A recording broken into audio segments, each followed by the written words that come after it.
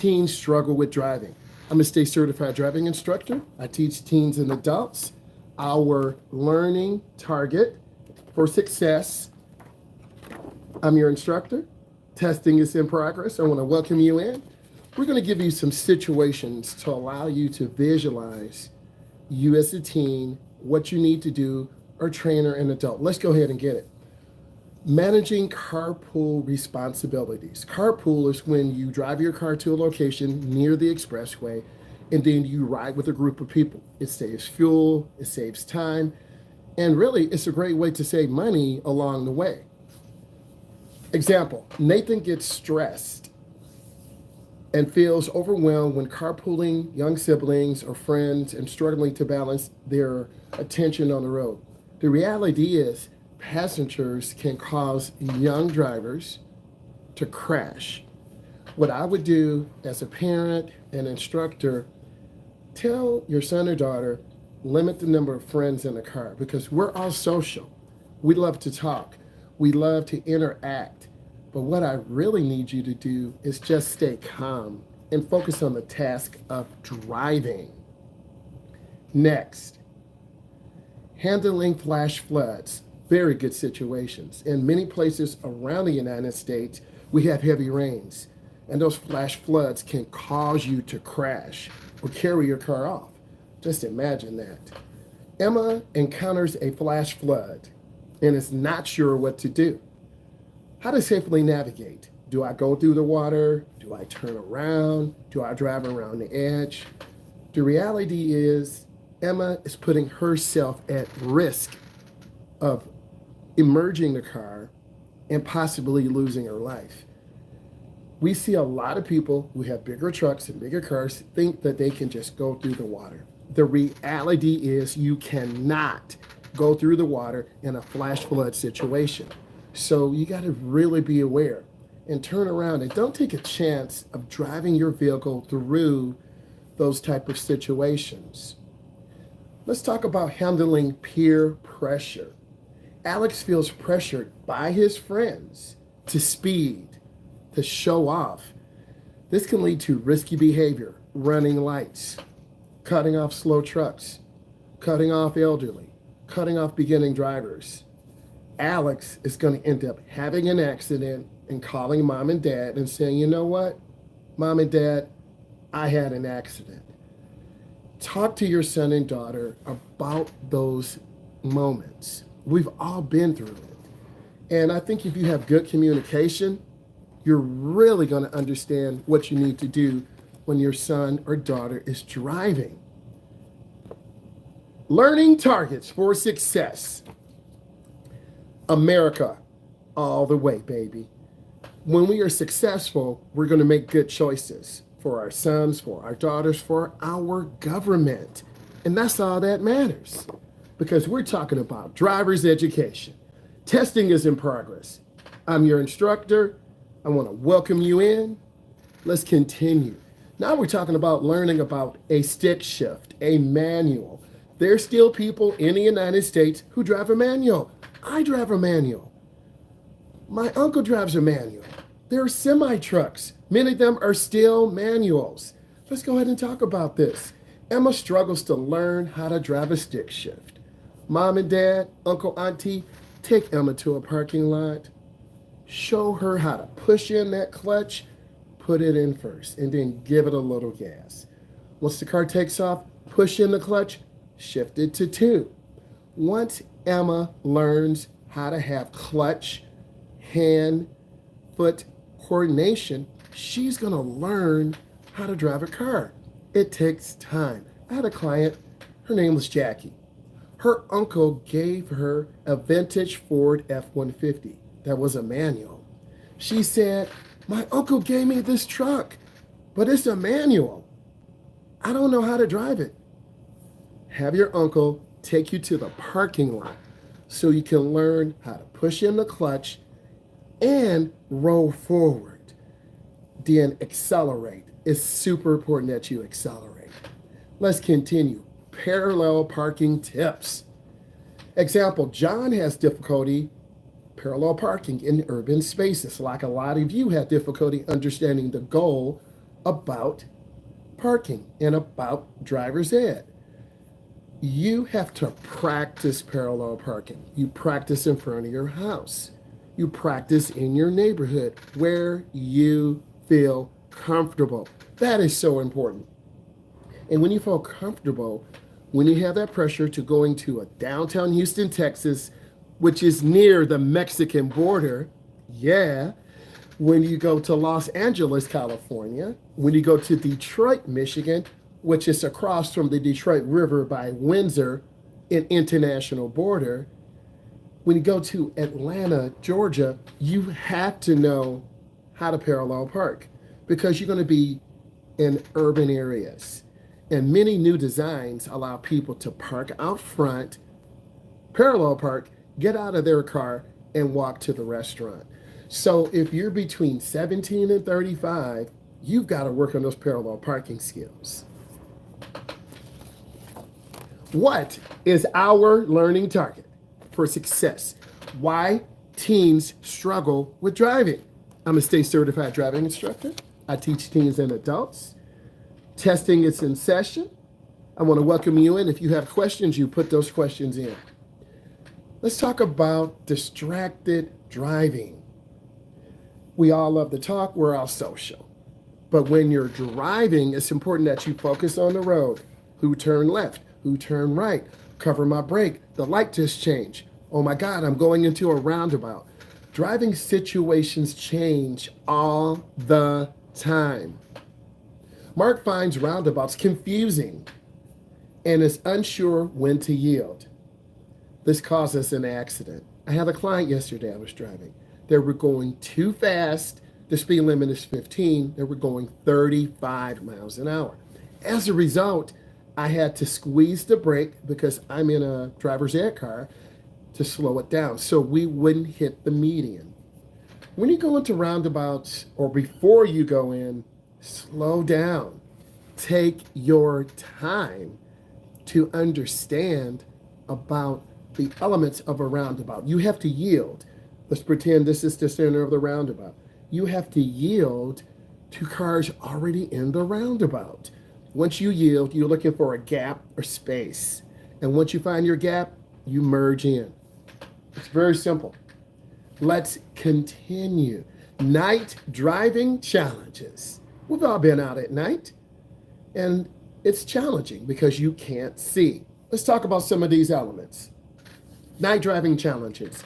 Example, Sarah feels uncomfortable driving at night due to poor visibility. Visibility is your ability to see. So as a result, she doesn't want to go out at night. And when she has to go out, she's very unsure. Parents, guardians, instructors, set up your schedule so you can take some of your clients, some of your students out at night to teach them how to drive, to help them understanding night drive vision is super important. Situations are important. Safety is first. Loving your country is first. And we, as a transportation professional and instructor, you have to gradually expose young people to the situations of driving at night. What is our learning target? It's for success. I'm your instructor. I want to welcome you in. Testing is in session. I want to welcome you. We're talking about driving situations. Why teens struggle with driving. If you have comments, you put them in. One of the biggest things I see, and many of you love to drive, but can you drive on the expressway? Some of you are like, that's easy, but for a beginner, it's very fearful. Let's break this down so we can talk about it. Highway merging skills. One of the most important skills that I've seen as an instructor is teaching an adult or a teen how to merge. If you go too slow, you're going to have to abandon the merge and pull off to the side, which is failure and one of the worst things you can do. Let's talk about this. Let's go a little deeper. Ethan finds merging on the expressway intimidating, often hesitates. I, as an instructor, need to teach him to push that gas pedal and accelerate. And it's really important that you understand the goals of teaching someone how to merge on. Merges should be smooth, effective, seamless. You should blend into the traffic. You should not have to slow down, or the driver, you should not have to slow down. And speaking of other countries, we have our brothers to the north, which is Canada. We have the United States, and we have Mexico below us. So we, as a global community, have to work together because there are borders in the southern part of the United States that go to Mexico. There are borders in the northern parts of the United States that go to Mexico. So we all have to do our part to learn how to drive effectively. Let's talk about reading traffic signs. Believe it or not, about 35 to 40% of the general public does not know how to read.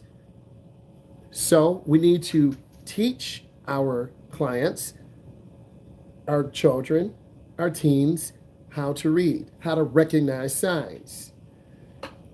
Mia misinterprets traffic signs. Many beginning drivers misinterpret yield signs and stop signs.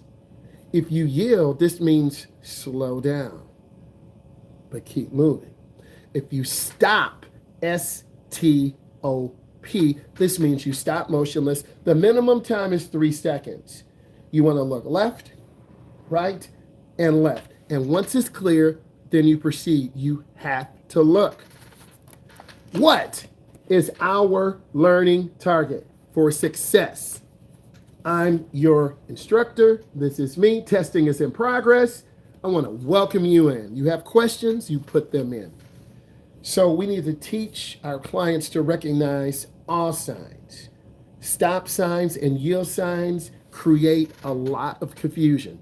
So it's up to us as instructors, as adults, to teach our clients, our teens, our adults, what signs mean, such as the downtown location to a state office to register to vote, such as the Department of Motor Vehicles to take your test to get your permit. There's so much value here. And all states have a DMV, Department of Motor Vehicles. Let's continue. Handling road rage. Many of you love to drive fast, and the number one reason why people are late is because they speed. Don't speed. Leave a little bit early.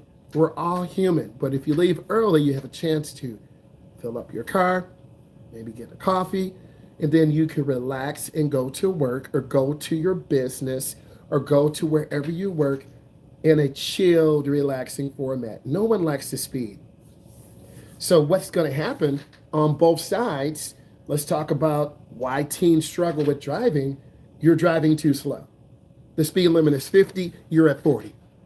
The speed limit is at 55, you're at 47. Beginners, take my advice, go with the flow of the traffic. Don't stare at the speedometer. Look up, stay with cars. So you learn how to have good spatial management and distance. Remember, beginning drivers do not judge speed and distance very well. Example, a beginning driver will make a right turn right in front of a truck, right in front of a car. I'm letting you know, mom and dad. I'm letting you know, beginning drivers. I'm letting you know, auntie and uncle. Your little nephew or niece will pull out in front of a car and scare you. Teach them to judge distance, whether it's a black car or a white car, a Mustang or a Camaro. Teach them how to judge distance. A gap is a space. And if they shoot the gap, you could end up getting hit. I've seen it before. Let's continue. Driving in heavy rain. It was raining the other day, and many times people tend to become superheroes. They think they can drive fast in the rain. Rain is the equalizer. It equalizes everyone's ability, whether you have 40 years of driving, 10 years of driving, 3 years of driving. You need to understand this. Go slow, ride in the grooves or tracks of other cars. Increase your following distance. I'm using driver's ed terms. Increase, meaning make more room. Beginning drivers love to tailgate. What is our learning target for success? I'm your state certified driving instructor. Testing is in progress. I want to welcome you in. We are talking about why teenagers struggle with driving. You have questions, put those questions in. Let's continue. So in that heavy rain, if you see people driving excessively fast, 10 over, 12 over, 15 over, they're going to end up crashing, cutting off a car, or crashing into you. You need to be smooth. You need to have smooth braking where you use the ball of your foot. Many beginner drivers, let's pretend this is the brake pad. This is my hand. Beginning drivers only put a portion of their foot on the brake pad. Mom and dad, tell your son or daughter, put your foot in the middle of the brake pad and squeeze. Use leverage. It's really important. And I got some information for you. Let's talk about car maintenance. You'll like this one. James does not know how to check oil. There you go for that impatient and irresponsibility. If you don't check your oil, pretty soon your motor's going to lock up. We've all seen those pictures on the internet where a person has never had an oil change and all the oil is stuck to every single engine part and you need a new motor. Let's continue. I love the questions. So you got to have car maintenance.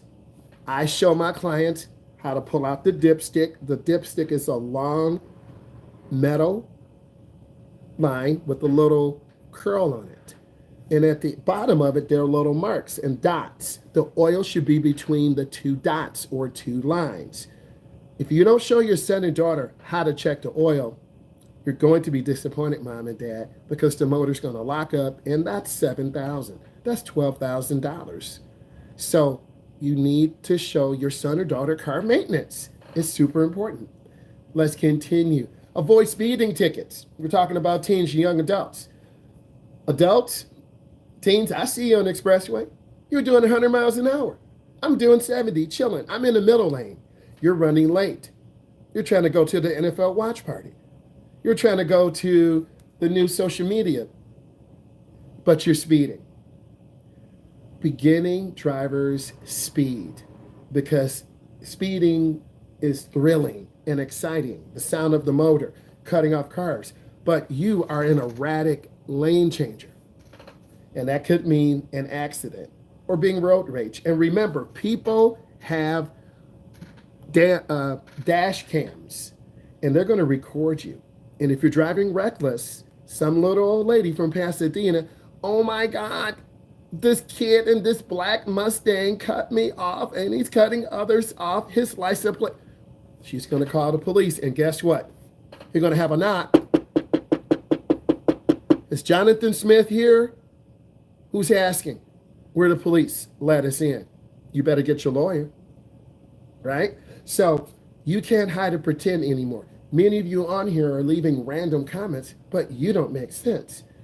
The police have card readers. We have security cameras around the world and at many intersections. So if you want to blame someone for an accident, you better look at yourself. And also, they're going to pull your phone records. And if you're on the phone and you create an accident, you got some explaining to do. So example, Olivia frequently drives over the speed limit and worries about getting tickets. Olivia, slow your roll down, leave earlier. Parents need to talk to Olivia because she's going to get accidents. And guess what, mom and dad? You're going to pay for it because you are coddling Olivia. You are enabling her to speed. And guess what, parents? Your insurance is going to go up by 30%. All of you know Jake from State Farm. I'm not Jake from State Farm, but I have friends who are in the insurance industry. And if your sons and daughters get tickets, multiple tickets, your insurance will go up over 33%, and eventually it will get canceled. So you should be listening to me and understanding. Teach your son and daughter not to speed. Let's continue. Handling emergency situations. Example, Michael panics when his car breaks down on the highway.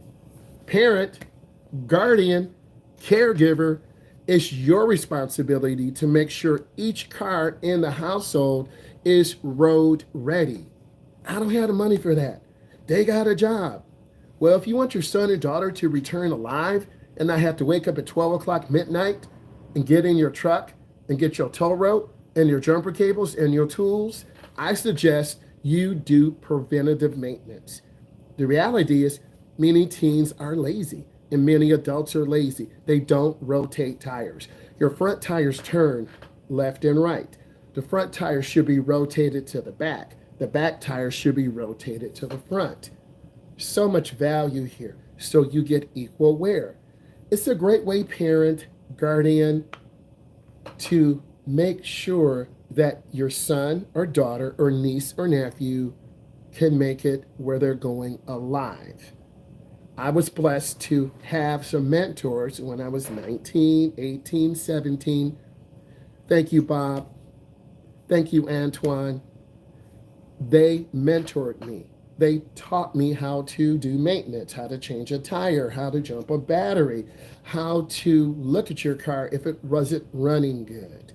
You need to develop those relationships with people and communicate with them. It is so important that you develop a positive relationship because many of you who are watching this are lonely. And when you're lonely, you don't think of companionship.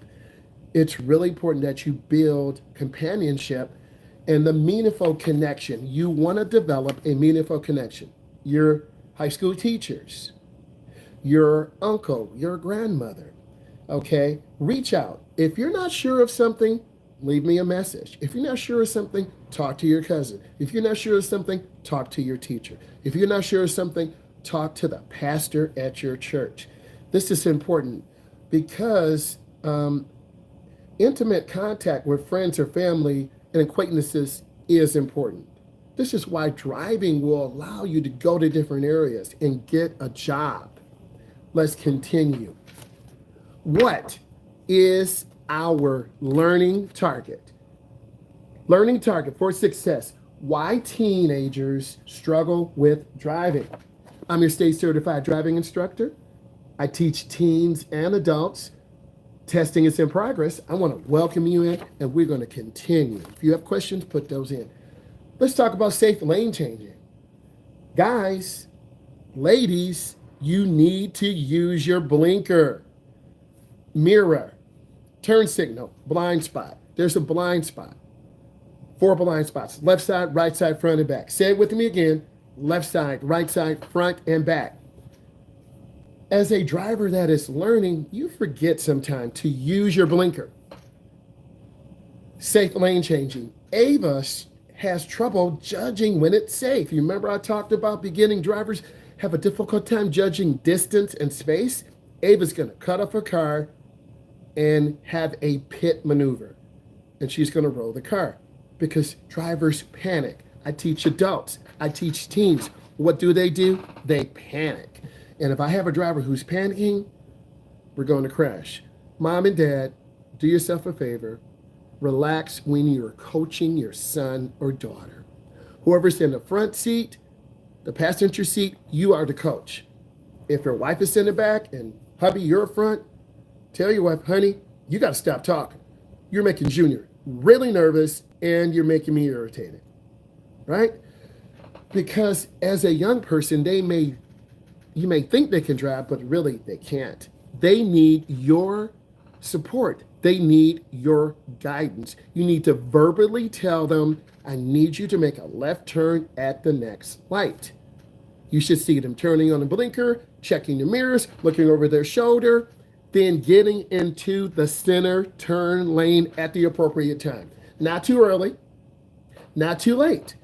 And then mom and dad, coach, support them when making a left turn. Left turns are the most dangerous. Why? they're turning across oncoming traffic. If I can tell all of you one thing right now, make sure they're effective, highly effective, learning how to make turns. Because if they go in the wrong lane, you just got hit and you're going to get a ticket. Don't blame me if your son or daughter is not properly coached. Let's continue. Understanding insurance basics. We just talked about this. Isabella is confused about her car insurance coverage. Parents, talk to your sons and daughters. Tell them, you are on our insurance, Isabella. If you get into an at-fault accident, our insurance will go up and we will take the car back or limit your time. Okay, mom and dad, you need to explain this to them. This is not a game. Many of you aren't here thinking, oh, this game, I'm going to say whatever. Guess what? Once you start getting enough tickets, they're going to have their license taken. And guess what, mom and dad? You're going to be picking them up from school, going to ballet, going to football practice, and you thought, oh, they're 17, I'm done. Nope, your little 17-year-old speeds and doesn't wear her seatbelt. So it's our responsibility to teach them about insurance. What is the deductible? That is the amount of money you're going to pay before your car can be repaired. What is the premium? How do you have a lower premium? You get a bigger deductible. If you have $1,000 deductible, your premium will be lower. If you have a $100 deductible, your premium will be higher. It's so important that you explain this. And a good insurance agent not only wants your money, but they will explain to you, yeah, they want your money, all right. Okay, they want your money, but if you show them through good grades, through having a car alarm, you could get a lower policy. So parents and teens, do some research. Maybe you can find a lower insurance. Always do your research. What is our learning target for success? Why teens struggle with driving? We're talking about car insurance right now. Gave you some examples. Testing is in progress. I'm a state certified instructor. I'm in the Midwest, and I want to welcome you in. Let's continue. Let's talk about handling blind spots. A lot of beginners are scared to look over their shoulder. If I look to the left, you see my red gaming chair in Old Glory. If I look to my right, you see my red gaming chair in Old Glory. You have to look over your shoulder, quick glance, and check your blind spots. But what do beginners do? They grab the wheel and they turn. Mom and dad or caregiver, you're about to have a heart attack because they don't know what to do. If I were you, and I did this yesterday, get out of the car, have your teen adjust mirrors. Get between the front and the back door, AKA the blind spot, and say, John, yeah, Mom, what do you want? John, I'm in your blind spot. Oh, then go to the right side. Show them where the blind spot is. Then they will understand. We are visual creatures. Let's continue. Let's talk about eco-friendly driving. What does that mean, eco-friendly? I have a Trackhawk. I have a Hellcat. I have a Mustang. I have a T-Rex. They love gas. And most teens don't have a lot of money. And guess what, Mom and Dad? Dad, I need $10. Can you give me $10? Parents, $10 just gets you a few gallons of gas. Here's $10. I just gave you $10. That's 2 gallons of gas. Okay? So some Jolly Ranchers, some chips, $10. Parents, $20. It's about $20 a day. So parents, let's pretend I'm your parent. How much you need, son and daughter? I need, I don't know how much. Can you just give me 20? That's for a day and a half. So now, parents, your money's going down, right? Because you are not teaching your son and daughter how to drive. You drive fast, your wife drive fast, guess what? Your daughter's going to drive fast. So you need to teach them about eco-friendly driving. Lift off before you come to the light. Don't slam the gas and be the first one off. Because Mom and Dad, I need money. Dad, I need money. You didn't teach them properly how to be an eco-friendly driver. Nathan wants to drive a more eco-friendly vehicle. He doesn't know how. Most kids, most young adults are driving a mid-sized car. They're not driving a Cadillac. They're not driving an Impala. They're not driving a large excursion or bigger vehicle. They're driving smaller vehicles, usually 3 years old, 5 years old, 10 years old. Because parents, you're not going to put them in your new lease because if they smash it, you're going to owe that at the bank.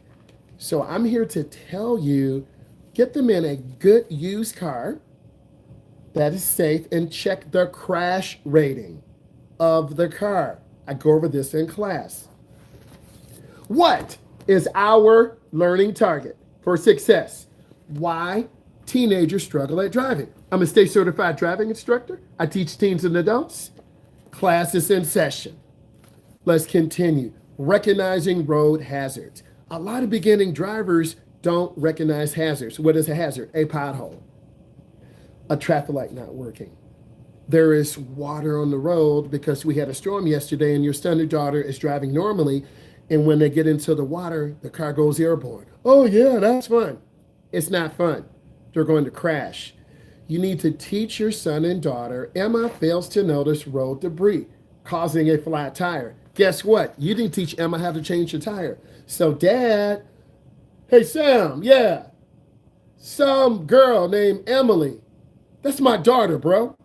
Emily is on the phone. Dad, I'm on the west side. I got a flat tire. Can you come and get me? You got to work 7 more hours. You have to teach your son and daughter how to change a tire. It is so important that you go through the process. In driver's education, we may review some of those elements, but actually changing the tire, we don't do that. And as an instructor, usually I have 2 or 3 flats a year. Why? Because Americans leave debris, grit, nails, metal all over the road. If there's one thing I can say, and I'm not sponsored by Bell Tire does a great job of patching a tire. And if the tire has a lot of tread, you might have to wait a half an hour, 45 minutes, but go to Bell Tire. I'm not sponsored. I'm talking through personal experience. They have great customer service, real life. But mom and dad, caregiver, you have to teach them how to change and recognize when they have a flat tire. Let's talk about driving etiquette, being courteous, being a nice driver. What is driving etiquette? Emma is unaware of the common courtesy, like letting others merge. If you're at a light and traffic's not moving, you let the person in the private drive pull out onto the road. If someone is backing out and no one is behind you, you pause, you let them out. If you're trying to make a left turn, and we were in a downtown area the other day, and a semi truck leaves a 10-foot space, that's for you.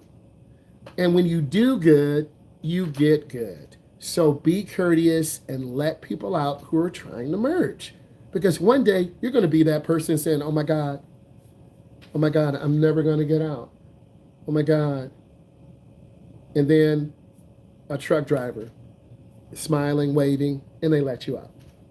Let's talk about safe backup techniques. One of the most dangerous maneuvers is backing up because we have little kids in our community. What do? They leave toys all over the place. And as a result, you could back over a bike, you could back over a kid. Mark struggles with reversing out of parking spots without hitting anything. I had that question yesterday in class. How do I back up effectively? You put it in reverse, you cover your brake, you look over your shoulder, out a back window. But I have a backup camera. I don't care. You're going to hit a car, you're going to hit a kid. Practice your reverse maneuvers. It is so important that you practice those reverse maneuvers. Maintaining focus on long drives. Mom and dad and teens, we have a generation of attention deficit disorder young people who are 17 to 47 years old. What does this mean? They didn't take their medication this morning. They're kind of weaving in the lane. They're not really paying attention. Us as drivers in this transportation community, it's our job to help ensure that our young drivers arrive alive if you care about young teens and adults. Many people don't, but those who don't need to be involved in their lives. So they have to remain focused. So every 100 miles, you need to get out and stretch your legs. If you're getting tired, it's too late because you're going to end up crashing off of the road. Focus on a high quality drive, turn on your air conditioning, have some music on. But if you start to get tired, you need to pull over to the side of the road, or better yet, find a rest stop that is secure and safe. And also, Walmart has an unwritten rule that if you are traveling, you can pull your RV, mobile home in there, and they are lit. They have lights, they have security cameras, and you can park. So think about that the next time you get tired. Learning targets for success. What is our target? Why teenagers struggle with driving. I'm a state certified driving instructor. I teach teens and adults. Testing is in progress. I want to welcome you in. So let's go ahead and keep talking about this. And let's keep guiding the next generation of drivers. If you have questions, put those in. Also, parents or guardians, I would have maybe $20 to $80 in cash. Have them put it in their phone case. Why? In case their debit card does not work. This is cash. Cash is universal. This could get you home. You could sleep a night. Teach them the value of money. Don't rely on a debit or credit card. Have some cash. Tell them it's for emergencies only. And every month, show me the money. Okay. And teach them this. It is so important that we do that. Driving in the fog. Let's talk about this. Fog is an atmospheric condition, and it challenges all of us, particularly the elderly and young beginning drivers. A beginner is anyone from 14 to 19 years old on up to about 29 to 34. It takes 10 years to truly learn how to drive. 10 years? Yes, 10 years. So, driving in the fog. John is unsure on how to drive in the fog. Mom and dad, caregiver. What? You need to show your niece or nephew, your son or daughter, how to drive in fog. You have your low beams on, not your high beam headlights. You stay to the right. You turn on your defroster or your AC. You use your windshield wiper. If it's too thick outside, too bad, stay home. No, they got to go to work. They won't return from work because they're going to crash. Teach them this. Driving in the snow. Many of you live in areas around the world that has snow. Some of you don't. Type in where you're from around the world so I know. Driving in the snow. Emma is nervous about driving in the snow and often slips on the ice. Emma, you're going to put your car in the ditch. Emma, get a tow rope. 45, 55. Harbor Freight. Not sponsored, but they're popping in my mind. You could get a nice 3-ton tow rope for about $25 to $35. Have them have a tow rope. Have them have thick work gloves. An emergency kit. This way, they're set. In case they get stuck or stranded, someone could tow them out. Tow trucks are about $125, Mom and Dad. So teach them how to drive safe, under control, and in the grooves of other cars. So much value. Tracking rush hour traffic. That's a big question I get. Detroit, Michigan. Houston, Texas. Los Angeles, California. Atlanta, Georgia.